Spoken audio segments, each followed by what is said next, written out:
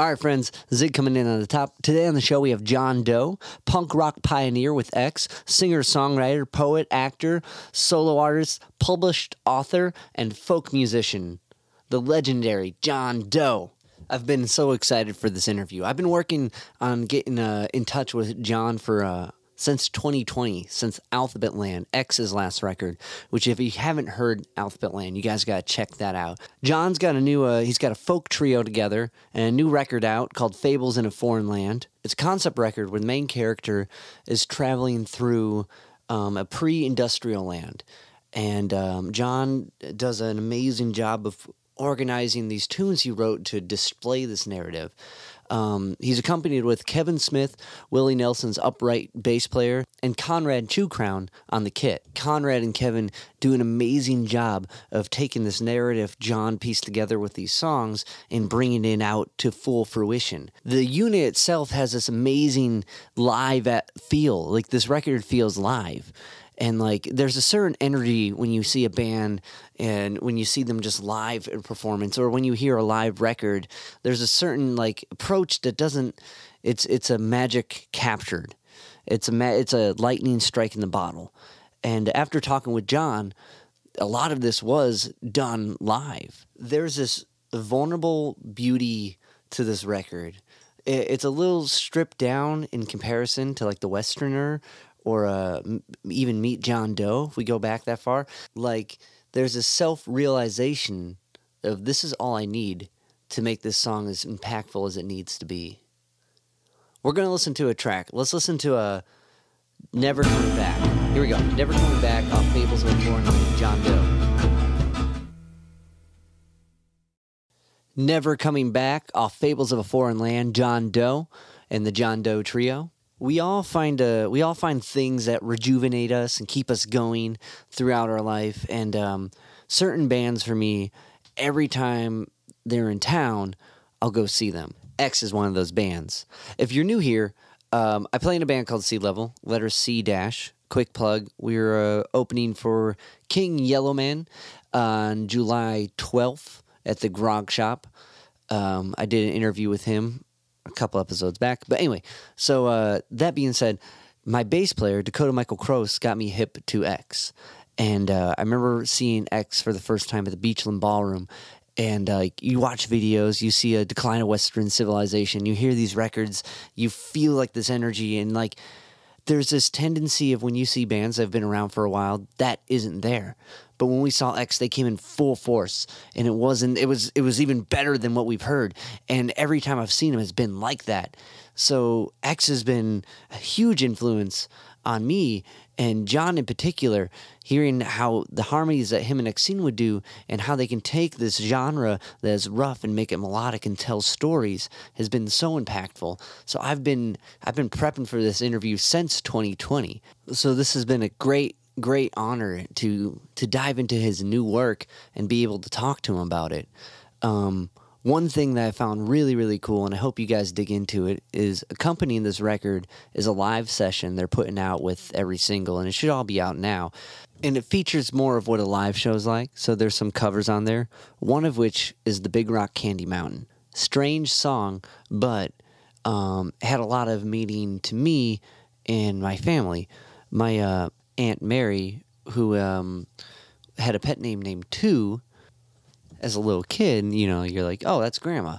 And here's someone that looks like Grandma. There's two grandmas. So that's where that came from. But her and her sisters, they had a Victrola when they were younger, and they had one record, which was the Big Rock Candy Mountain.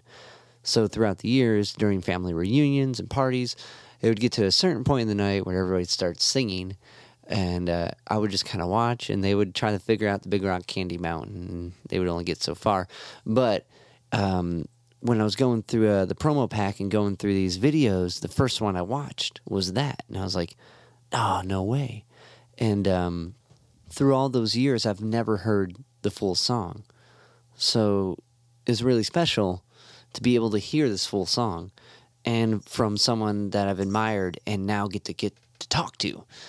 And so yeah, so you're going to hear me rehash that again with John, and we get into it. It gets deep. This was a really, really inspiring conversation. John Doe and the John Doe Trio are playing at the Music Box Supper Club June 21st. And one more thing before we get into this conversation. If you can like, rate, review, subscribe to the podcast on any of the podcast platforms, it helps me keep talking to cool people and sharing their insights with you. So without further ado, here's my conversation with John Doe. All gigs are very cool, especially now, man. So my first question I got for you, I got kind of a preamble. And so growing up, my Aunt Mary lived with my grandma. And when I was real little, right? So I didn't, as a kid, you know, I was like, oh, that's my grandma. And that's a lady that looks just like her. That's Two. So she had this pet name named Two, right?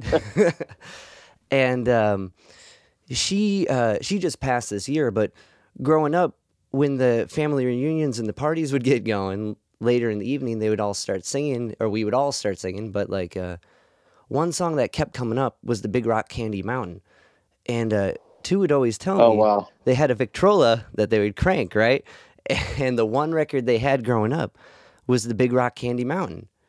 And so on your live session, I was like, oh, no way, that's on there. So my question with that was songs like the Big Rock Candy Mountain and Where the Songbirds Live, do they address your pet peeve of access, or do they like help shed light on that?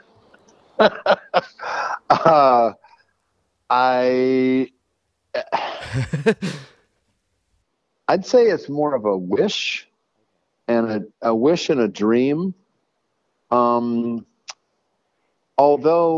the VIP world, or as my friend Amy Nelson likes to say, VIPness, is infuriating. I mean, I like a little extra as much as anybody else does, but you know, people throwing their weight around and people purposely not getting what everybody should have, or everybody should have access to. It's horrible. I mean, it's like I understand it, but I don't get it. I think that there's enough to go around, and I don't understand. I mean, I don't get the ultimate greediness that seems to be so rampant. But which version of Big Rock Candy Mountain did you listen to? Burl Ives or what's his name? Mac McClintock? I can't remember which one. So it's weird. Well, the Burl Ives one, the Burl Ives one goes, oh, the buzzing of the bees in the sycamore trees, and it's all cleaned up. It's all for kids. The buzzing of the bees in the sycamore trees, soda water fountain. And they don't say anything like, you know, the little streams of alcohol come trickling down the rock and stuff like that. I guess Burl Ives had a pretty big hit with it. And I actually learned it from a guy named Sam Hinton, who used to live in San Diego. He recently passed away. And he was a biology teacher, like I think at the university down there. They got a big, you know, like a big biology. I can't remember which university it is. Maybe Scripps? Is that down there? I don't know. Anyhow, he was a biology teacher and a huge musicologist, and he had a record I had as a kid. He made a record I had as a kid called "Singing Across America." And it had the Big Rock Candy Mountain. It also had a song that I do on occasion called Sierra Peaks, which is a cowboy song. And yeah, they were very influential as a kid. Yeah, it's interesting. You also pointed out in the live cut of it that these were songs made for kids. When I think back of the one, I think it was the kid one that I heard, and then because the biggest regret I had is I wanted to learn that and play that for her, but I never got time to learn it. But I would hear them sing it, right? So piecing together what they grew up with too. I don't know what they had on the Victrola, but I think it was the more kiddish one. But they would get stumbled up on the lyrics, and I don't know if that was because of the partying or there's a lot of words. Yeah, there are. Trust me. When I relearned it, it was like damn, there's a lot of words. You gotta be ready with the next line as you're finishing the line before it. So yeah, you can get tangled up. You're tongue tied. That's so cool though. Musicology is really interesting. Like even like a tune like Yeah. House of the Rising Sun, tracing the lineage of Yes. where that came from. Like what's that Yeah. about? You know, like there's so many I different. know. That's. But anyway, like so, like when you were picking songs like for this tour, was Big Rock Candy Mountain just something you were working on and just plucking along with a lot of your solo gigs, or did it fit with the Fable of Foreign Lands? Well, it was inspired by a crazy gig that I got playing around a campfire at a super luxurious resort in Montana. And some guy that curates that, and he brings chefs out there and, all kinds of fancy stuff for fancy people. And he asked me to come out, and I was singing, at these campsites, and that seemed fitting. So that's when I relearned it for that. A very just position to be in, this kind of like really well put together spot, and especially with the narrative. It's weird. It's weird, but it challenges you. Talking about access and VIP stuff. You have to square yourself with. I'm a working musician. I make a certain amount of money. Here's people that could buy and sell that 10 times over, but I'm not going to be prejudiced. I'm gonna treat them with respect until they prove not to be. Until proven otherwise. I'm going to see them as a good person until proven otherwise. So. No, and I definitely, it seems, I don't know if it's just hype from internet culture or whatever, but it seems like that isn't the case a lot. It seems like there's a lot of kind of like prejudging. So like, I think that's a really, really healthy mindset to be in, because we're all different and we all have different thoughts, but that's the beauty of the world. That's how we learn. Yeah. A friend of mine said the reason people are so angry is because they've seen chaos and they're scared, especially in the last couple of years. They've seen how chaotic things can be. And, other irresponsible people with a megaphone are ramping up, hate and things like that. And if you've seen the chaos, then you're afraid of it. So that's a bummer. Yeah. But what are you going to do? Just try to be the best you can. Encourage people to do what they can and be an ally and work for the greater good. Try to spread some love or art, either one.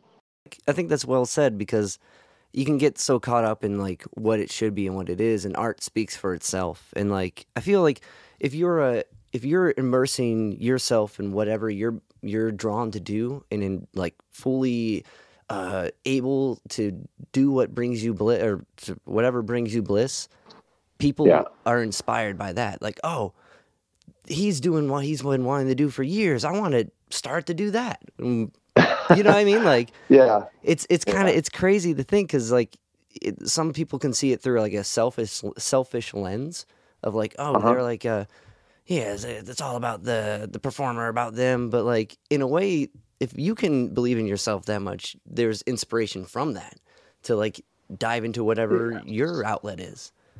Yeah. Well, it depends. I mean, there are some people that are just in it because they're fucking narcissists. Right. But those guys. You know what I mean? Well, yes and no. Okay. I mean, sometimes you do. Sometimes you can get tricked. True. True. That was that's something about what El Romanzo is about. Someone pretending a bunch of stuff, and it was inspired by a few people that I've known over the years. Actually, I had a dream. And most of the biggest thing I remember of the dream is the name El Romanzo. And so I started working on this as a song, which I don't usually go from a concept to a song. It usually just some words start pouring out, and then I just tell, oh, this is what I'm supposed to do here. but this was a little different. And you know somebody and they're like exaggerating a lot, and then you come to realize that they're just you've been in the situation that they're describing, and you're thinking, that didn't really happen like that. I was there. And then you realize that they're just bullshitters, and then you can, you know, sort of separate yourself from them because you don't want to hang out with people like that. So yeah, like you're saying, you sometimes can tell if your intuition tells you, hey, this person's unreliable, then they probably are. But you can get fooled. It's easy to get fooled.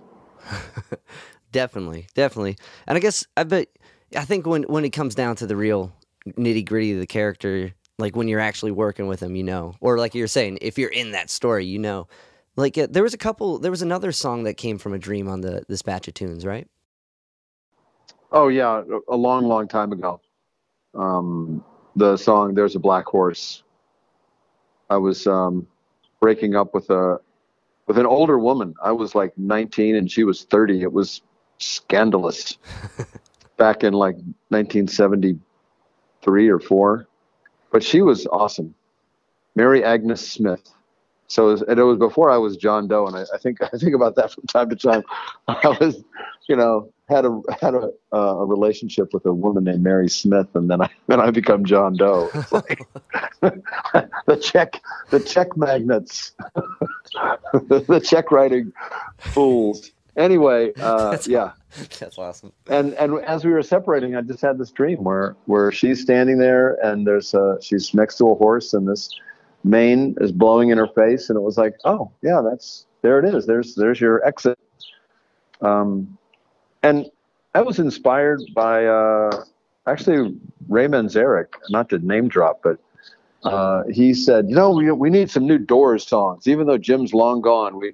I don't know when this was, like 95 or something like that. Whenever he and Robbie Krieger were doing the Doors with Ian Asbury, right? I don't know if you remember, yeah. But we need some new songs, and I gave him those words. Nothing ever happened to it, and then I thought, well, fuck that. They're good words. I think I'll make a song out of it.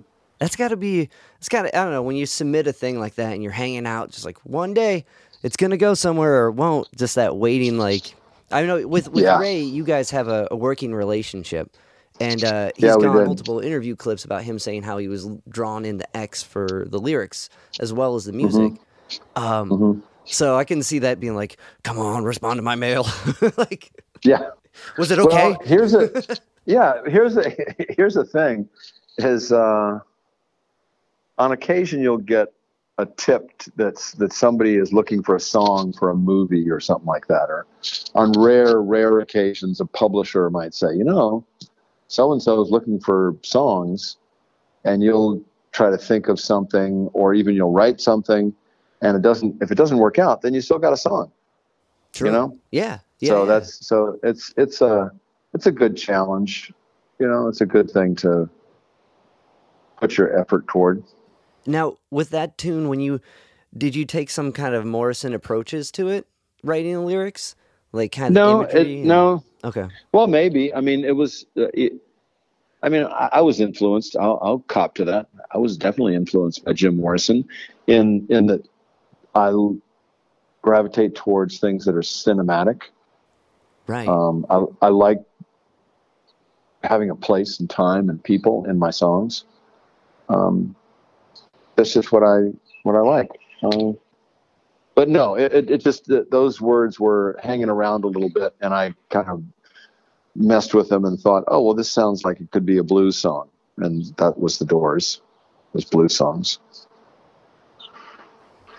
I put it on the record. I can't remember. I think it was called Forever Hasn't Happened Yet. So it was a different version of it. And this one, it fits so well with the time and place that I was trying to conjure. I just thought, well, we should do another version of that with the trio. And it turned out a little different, and I stretched it out a little bit more. That was Steve Berlin, who helped produce it.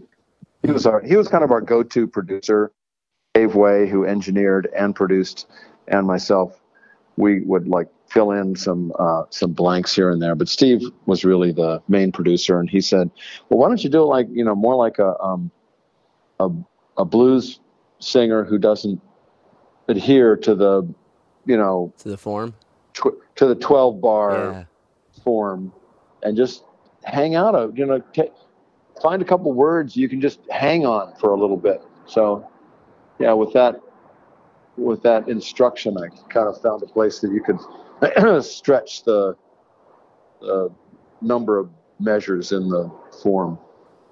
Yeah, like writing wise, I imagine that's great. Learning it, you're like, what is he doing? Where is this going to go?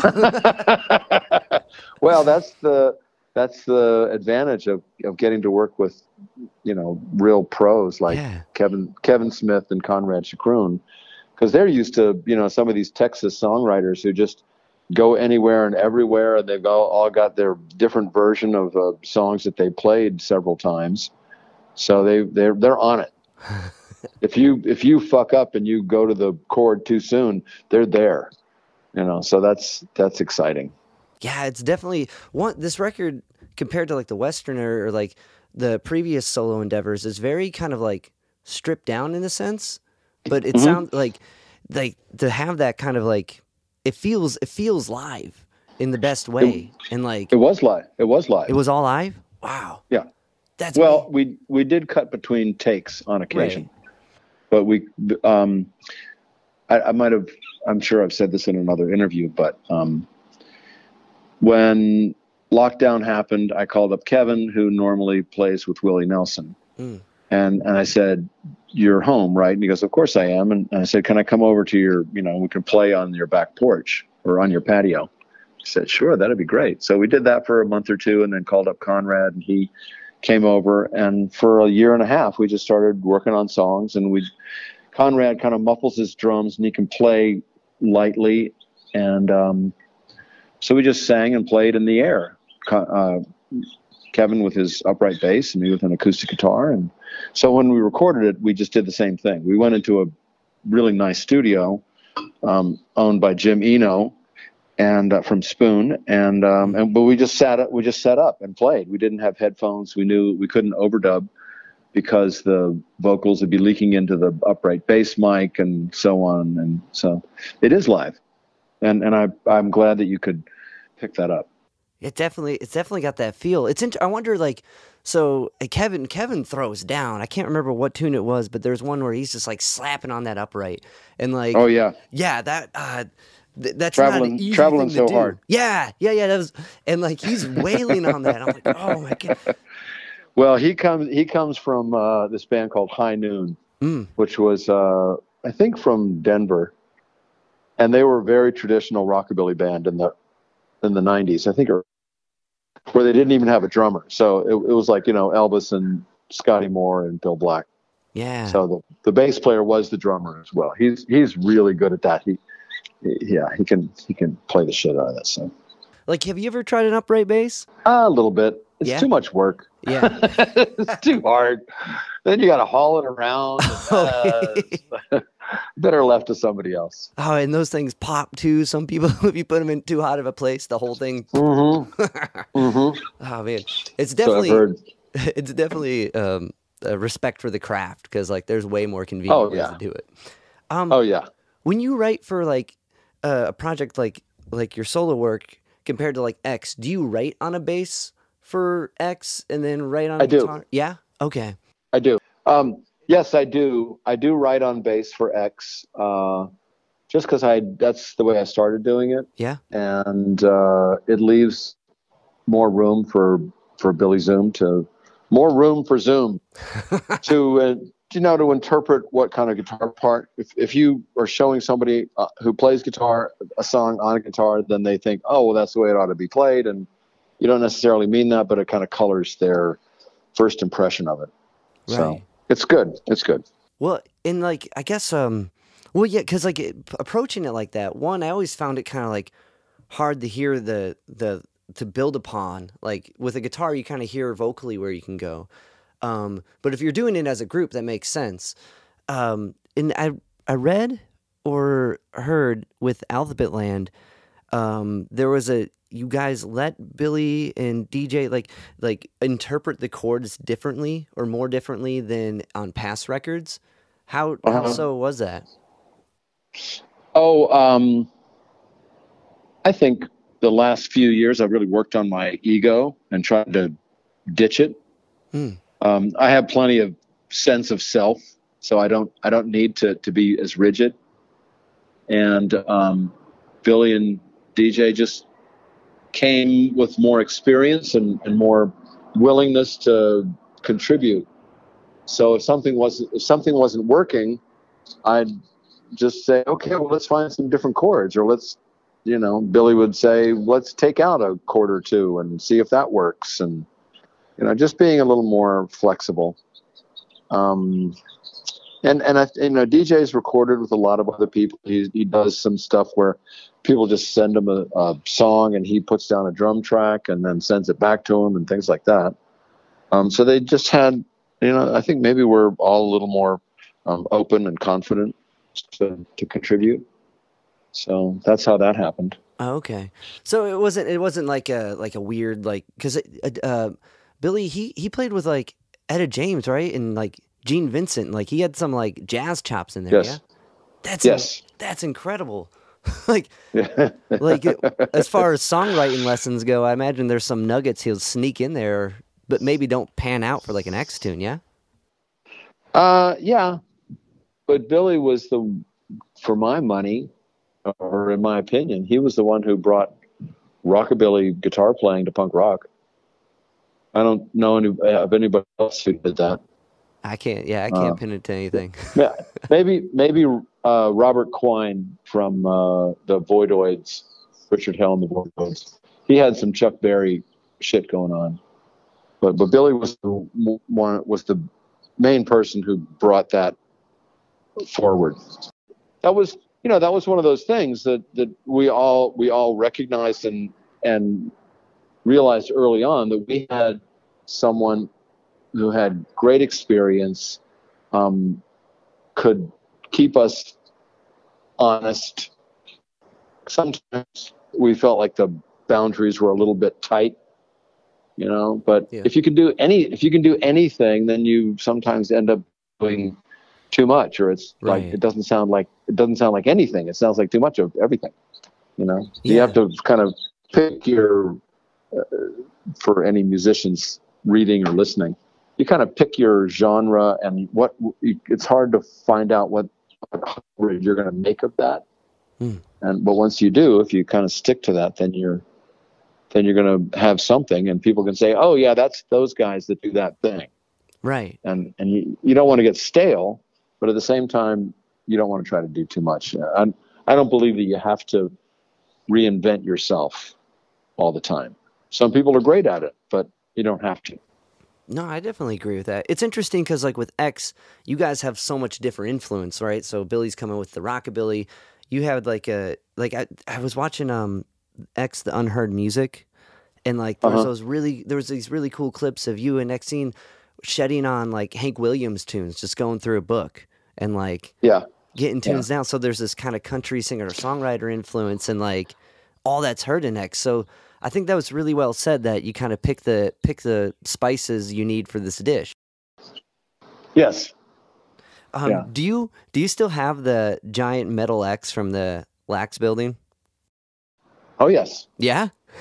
Yeah. No, I can't lose that. It's part of our mojo. That's amazing. Yeah. Now, one thing I wanted to, with Tomato Do Plenty and Top Jimmy, they kind of, did they influence you as far as like, kind of going into a more country route, or influence the Knitters? Well, Tomato was just it's hard to pin Tomato down, because he had lived a whole other life as an entertainer before he came to punk rock. Right. And he was like all of 28 or 29 years old when we were all 23, or maybe he was 30. Oh my God. when, you know, Garvey and Pat Smear were 19 or something, you know? Right. He was in a group called the Coquettes. Right. The Naked News and yeah. Up in San Francisco. And then he and Tommy Gear were in Seattle and had another band. I can't remember the name right now.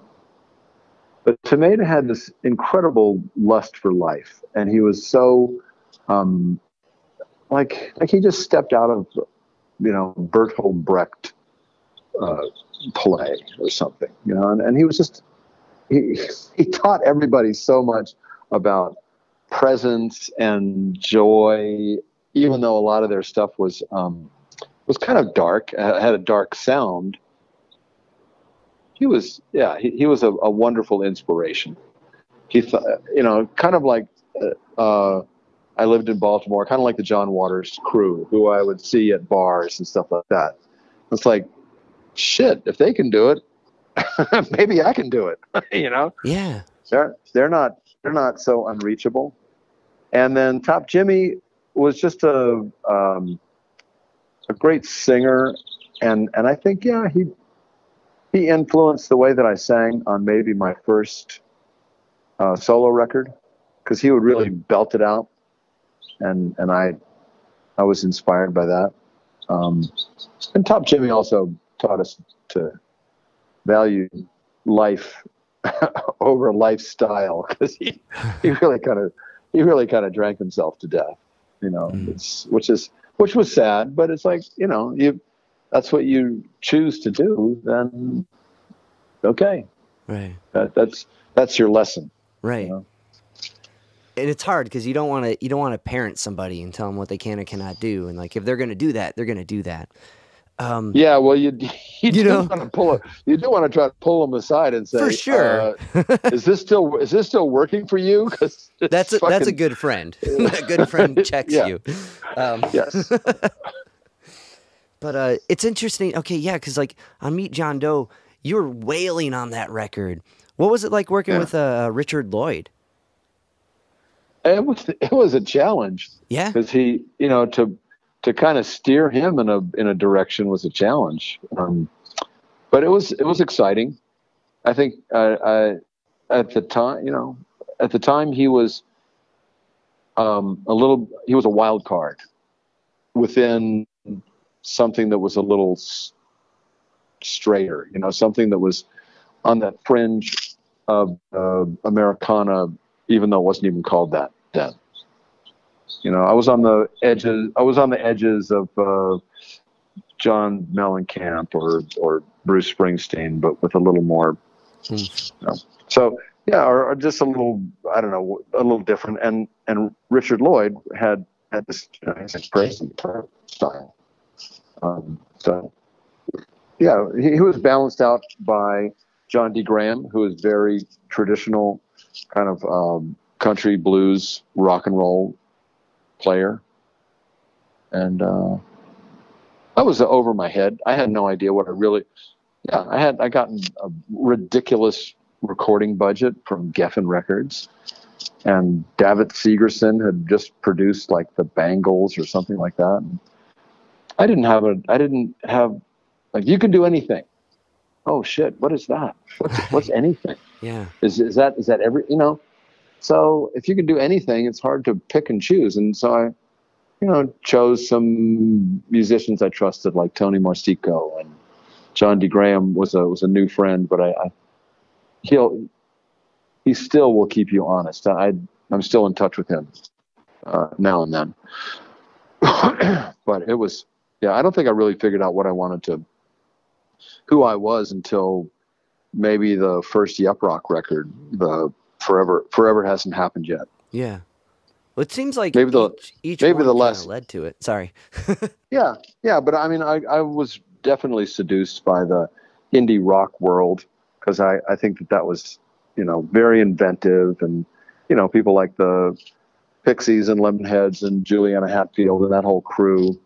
You know, I was sort of seduced by that. However, it wasn't really me, you know, and I think maybe the last 5 or 6 records, I've found out what I can what I can do and do well, and tell the story I want to tell. But it's difficult to figure that out. It is. It's what we do, especially if you have some type of creative outlet. It's your life is figuring out who you are. And it's like all knowledge is ultimately self-knowledge. Like, I'm bad at math. Well, I learned that from being bad at math. You know what I mean? Like, yet you're a musician, so you should be good at math. Music is all math. I mean, I'm good at that applied math, but if I have to solve for X, I'm going to put on a record, I guess. Yeah. But, so your mom was an opera singer, and like listening, especially hearing that. No. Okay. My mom. All right. My mom was a homemaker and a teacher.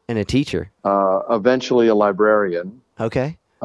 She was a teacher before we were born. Like, she taught, I don't know, middle school maybe. Okay. Tough group. I think. Well, there wasn't even a middle school at that point. It was like 1st through 8th, and then high school. I think she taught like 5th or 6th grade, and then she had kids. She sang opera in college. So every once in a while, she'd let loose, and my dad played classical piano, and sometimes they would do that. It wasn't your like happy sing along that you experienced. They didn't have any cool records. It was all long hair and opera stuff, and so we were left to fend for ourselves. But as far as like singing kind of techniques or bits, did she show you anything? Well, I could tell that she breathed from her diaphragm. Okay. Yeah, that's a big deal. It was, and it wasn't that she said, "Okay, this is how you do it." I just saw it and learned it by example. Yeah, but just to see that, coming from like the punk realm of things, like your voice stands so strong and still. Like on this record, it sounds just as good as it did on like X's first record. I'm like, holy shit! Like you got to, because the environment and screaming and that, like I can't do 2 gigs in a row like that. Well, I don't want to blow my own horn, but I hope that I sing better than I did when X made their first record. On the other hand, I never could really scream. I didn't.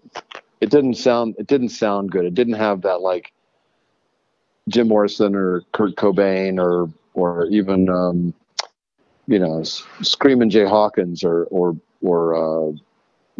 Howlin' Wolf. I couldn't do that. Didn't sound good. So I didn't. I mean, if anything, I'm like kind of croony for a punk rock singer. Songs, songs like Adult Books or Blue Spark or even Unheard Music and things like that. So, but I've learned a lot, and I keep learning stuff about being vulnerable while you're doing it, being present, being having a little bit of self-awareness, so you're immersed and you're in the moment, but you still have a little bit in reserve, and that's when you can connect with stuff, with the song. That's when you can connect with people, I think. That's beautiful. Now, like but that's a lifetime of being comfortable with that vulnerability, because there's so much like but like when is that kind of like the reserve of being able to like kind of belt in a certain situation, or kind of like convey more like songwriting wise? Like, can you elaborate on that a little bit? It's using dynamics. It's not singing at the top of your range. It's having a little bit of like I say, self-awareness, a little bit of like consciousness, so you're not just completely in it. The best drummers have that. They're doing this physical creativity, but they have a little bit of reserve. They can sort of watch themselves a little bit, Yeah, well, they're kind of like conducting. They bring it down. I get what you're saying. Yeah. Now. Okay, all right, that's cool. But it is definitely, it is. You can get so wrapped up in the way you sound, in your voice, in what's coming out of your lungs and body, that you can lose yourself. And if you have that little step back, then you can do both. And that, you can't teach that. It's just something you kind of figure out. You can say it, but doing it is a different thing. Right. And there's all different levels of it. Now, like in like earlier X shows, was it kind of hard to find that because of maybe the chaotic nature? Yeah. Okay. Oh yeah, totally. There was no chance of having that. You had to keep your eyes open so you didn't get hit by a bottle or something. People get all excited, then they just feel like they got to throw their, empty beer bottle at you. Or maybe they didn't like you. I don't know. Maybe they're just being all punk rock and shit. One thing there was none of that. Okay. There was none of that. So that's later. Yeah, different. And that is why I feel like one of the most fortunate people ever, because I get to do both. I get to do solo stuff where there's a little more nuance or dynamics, and then I get to do X, which has a different. You still have to have dynamics, but it's just different. It's louder. It's bigger and louder. So I'm really grateful for that. That's one thing I heard somewhere or read somewhere that one of your first concerts was this Rolling Stone show that went haywire, and it's interesting that some of the more punk concerts were equally as haywire. Set the standard, I guess. Yeah. Yeah. That seems cool. What if I did that? No, that's how the pros do it. Yeah. It was at a time, I can't remember how old it was, maybe 14 or 15. I can figure that out, but it was at a time when they didn't have concert security. They would just call up if stuff went sideways in the city before, they would, the promoter or whoever owned the building would call up the cops, would call up the, Baltimore police force and say, hey, bring 24 of your guys down here. We got a rock show coming in, So it was the cops that were throwing people off stage. It was just mayhem and silliness. It's crazy.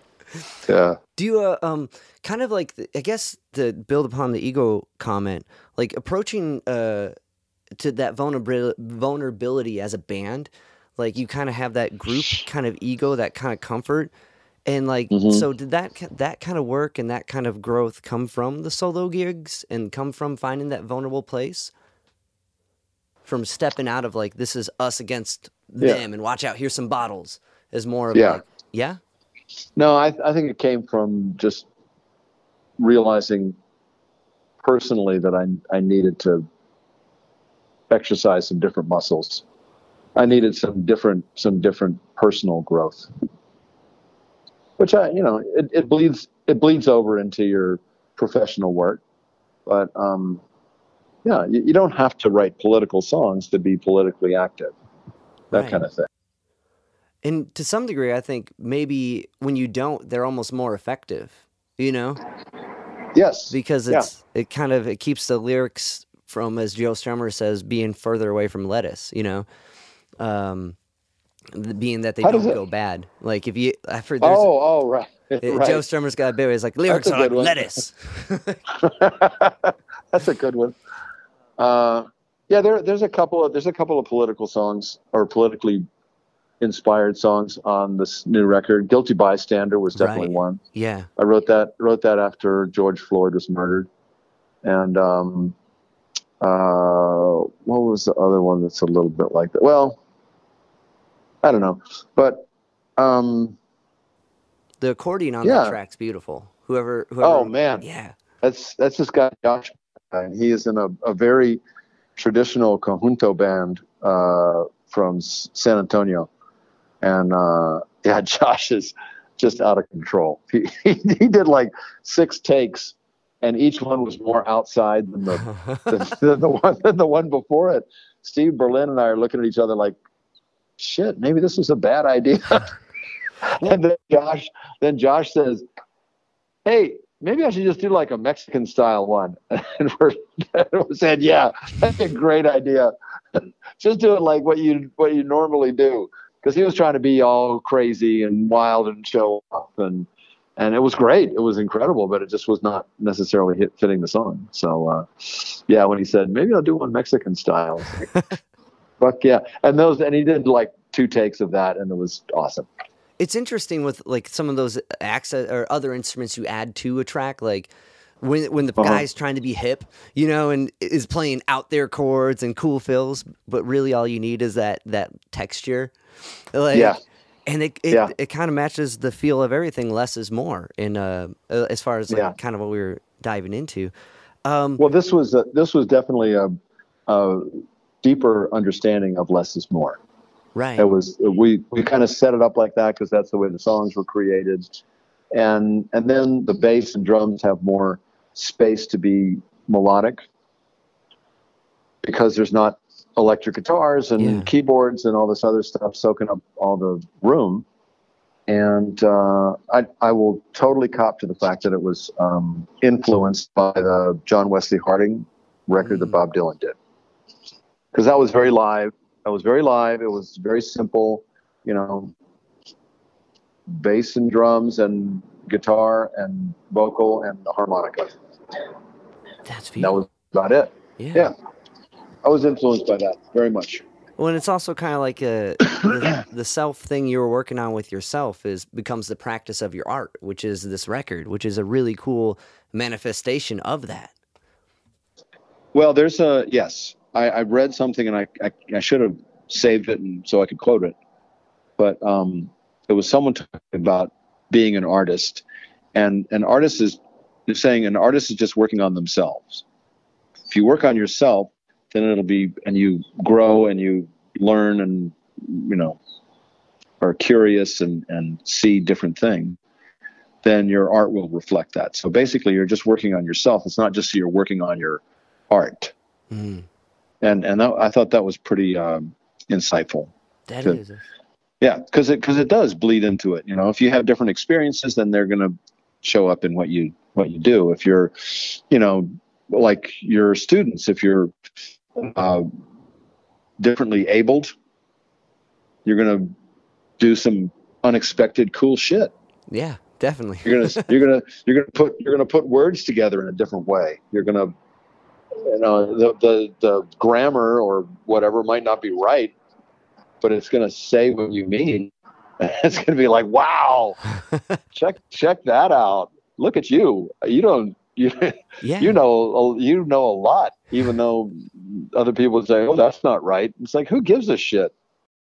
No, I definitely agree with that, and it's interesting because like sometimes it's not what exactly is being said, it's how it's said. And like I've recently never been more proud of my kiddos. I've heard so much. There's been so much at the tail end of the year here. They're like, oh, check out what I made on GarageBand. I'm like, holy shit, that's incredible. Yeah. You learned that from me? Yeah. No, you didn't. Like, well, you know, you might have opened the door, but they walk through it, and that's it. I know that feeling. It's very rewarding. That's very rewarding. You taught some poetry courses, right? Oh, here and there. I still write. I still write poems. Are you still doing the Zoom group? Yes, I. Nice. It's exciting, and you got to come up with a poem every month. That's one a month. That's keeping yourself in check. That's awesome. Yeah. One last thing, I know you got to go. Living Expanded. I don't know if that kind of tails into that, what we just talked about, that, but I've heard that through a couple interviews, and that's made me say yes to so many gigs that I don't know if I should have said yes to, John. I hear you. Was that kind of through all the same process too that you came upon that philosophy, or that came upon that kind of insight? I'm not sure what you mean. Like in going back to work and taking the chance of being in front of people and getting sick. Right. No. Like, okay. Yeah, no, not like, not your health, but I mean like with working with like these poets doing this Zoom group and like honing your writing and having this like, Oh. I got to turn this in. I got to keep sharp in Yeah. that craft. I think live expanding is what you said. And it may have been from I think this is an interview you did with Chris from the Foo Fighters. Right. I was like, that's an insightful bit. Like, yeah. If you think you can bring something to a project, if someone makes an offer, you know, like, hey, you want to work on such and such, then if you think you can do it, or even if it's well outside your comfort zone, I think as a creator, you got to give it a shot. So yeah, in the poetry group, I just see people doing great things, and I hope it rubs off. And yes, I have to bring something that I'm still working on, but it's got something there, and I've put some effort into making it right, you know, or making it good, making it say something. So yes, I think it is, to challenge yourself, to try to, you know, work outside your comfort zone, to expand. Because the alternative, especially as you get older, is to contract, and that sucks. We've all seen that. Yeah. You know, we've all seen that with family members or friends, where it's I don't know, something about getting old in America. You want to, you know, you end up living in like a single room, and it's like, oh fuck. I hope I don't do that. I won't. I will not do that. No, I've played a big chunk of my giggage was nursing home gigs too. I would do one every day after teaching all day. Oh boy. Yeah. And like, well, good. That's a beautiful thing. It definitely was super fun. John, thank you. I know we've hit our 45. I really, really appreciate you taking time. I've been looking forward to chatting with you for quite some time. So thank you so much. So where do you live? I live outside Cleveland.